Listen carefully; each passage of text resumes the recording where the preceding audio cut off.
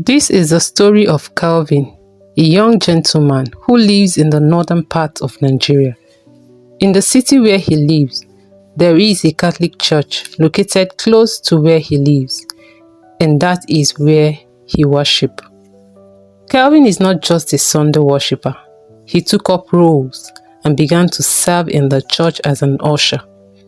His job is to ensure orderliness in the church, especially during Mass. Calvin does his job so well, which made everyone notice him. But there is this couple in the church who took particular notice of Calvin. This is because they come to church with their little baby boy, who will not allow his mother sit because he would cry and disturb the Mass. So anytime Calvin noticed the boy is at it again, he would come and take the baby from his mother. Since his job in the church entails him standing, he will rock the boy and also give the little boy's mother some time to sit and be part of the Mass. This became a usual occurrence, and Calvin is glad he could help. After some time, an unfortunate incident occurred. Calvin fell ill and was diagnosed with kidney disease. He was taken to the best hospital in town. Calvin became a concern to everyone around him. His older brother, who lives in the same town as him, had spent so much money paying for his hospital bills. Calvin has also depleted his life savings paying medical bills. However, if money is the only problem, it wouldn't have been an issue. But Calvin's health continued to worsen because he wasn't responding to treatment. Calvin is someone who loves taking alcoholic drinks, and he did consume a lot of it. Now the negative effect of the alcoholic consumption on his system is the reason he is suffering kidney disease. And to make matters worse, the alcohol in his system made his body build resistance to drugs. So Calvin wasn't responding to any treatment prescribed and given to him at the hospital. Calvin's situation is so bad that he could not sit, stand, or lay on his hospital bed. All he could do is walk from one end of the hospital emergency ward to the other, holding his urine bag in one hand and shouting at the top of his voice because of the excruciating pains he's going through. The nurses will administer an injection to calm him down, which was prescribed by the doctor. The injection is expected to be effective for 6 hours after it is administered.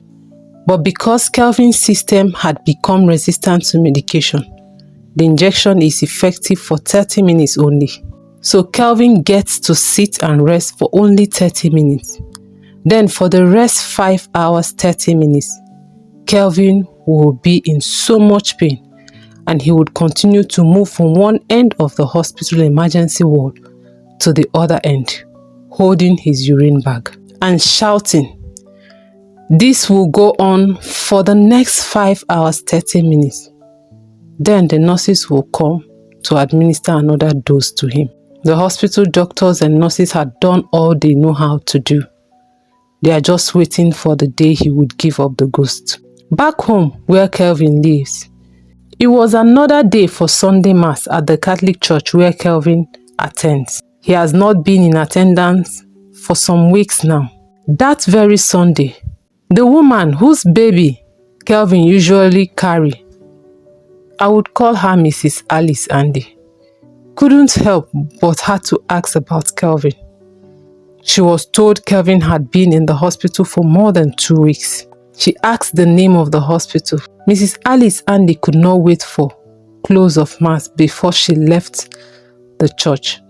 She went back home and called her husband, who happened to be a medical doctor working in the same hospital where Calvin was admitted. Dr. Andy was surprised because he had not seen Calvin in the hospital. But this could be the reason. The hospital is a very big place, and Dr. Andy does not work in the accident and emergency ward where Calvin was admitted. Mrs. Alice Andy pleaded with her husband to find Calvin and let her know when he finds him. Dr. Andy being a senior consultant in the hospital, it wasn't difficult finding Kelvin, since he has access to any department within the hospital. Before long, he found Kelvin. Kelvin recognized him but was shocked at the same time, because Kelvin never knew he is a doctor. Talk more of working in the same hospital where he was admitted. Dr. Andy quickly read through his hospital file and saw the diagnosis. Then he looked at Kelvin and said to him, "You will be fine." He turned around and left the ward. Dr. Andy called his wife and told her the situation of Kelvin and the diagnosis. After telling her all she needs to know, Dr. Andy said to his wife, "Babe, this is your area of specialty. You should do something about his case." Are you thinking what I'm thinking? No way. Yes way. Mrs. Alice. No, scratch that. Dr. Alice is a qualified medical doctor whose area of specialty is handling any form of kidney problem. Dr. Alice told her husband, Dr. Andy, "I will.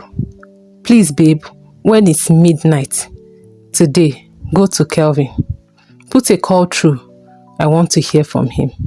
At 12 midnight, Dr. Andy went back to the accident and emergency ward. He met Kelvin, pacing around as usual and groaning in pain. He put a call through to his wife and explained the situation of things to her. She immediately gave a prescription, which was administered to Kelvin. And for the first time in more than 2 weeks, Kelvin slept off within 5 minutes of administering the medication to him. Dr. Alice prescribed another medication which will be administered to him by daybreak. Kelvin slept until morning when Dr. Andy came to give him another medication. After the morning medication, Dr. Alice asked her husband to discharge Kelvin from the hospital, which he did, but she gave Kelvin's older brother a very scary instruction, which she warned him to take seriously. You must not jump into any pothole on your way. You must drive as slow and gentle as you can. But if you cannot, please let me know and I will come to bring him home myself. If you fail to obey this instruction, your brother will not come home alive. Kelvin's elder brother drove him safely, obeying every instruction given. They announced their safe arrival to Dr. Alice Andy. She was happy and immediately gave Kelvin's elder brother a prescription and told him the pharmacy where he can get it. She also told him if the pharmacy refuses to sell this medication to you or you cannot afford it, please call me. True to her words, the pharmacy refused to sell the prescribed dose, and even what they agreed to sell, Kevin's brother could not afford to buy it. So he called Dr. Alice, telling her the situation of things. Dr. Alice asked him to hang on. They will attend to him. She quickly called her husband, who then called the pharmacy, and the medication was given to him. You may be thinking, if the pharmacy belongs to Dr. Andy and his wife, yes, the pharmacy belongs to them. Kelvin is completely well, living his life, all thanks to Dr. Andy and Dr. Alice, his wife. And this is the story of how Kelvin was visited at midnight in the hospital emergency ward. He is back to his parish and doing exactly what he knows best to do. Thank you for watching.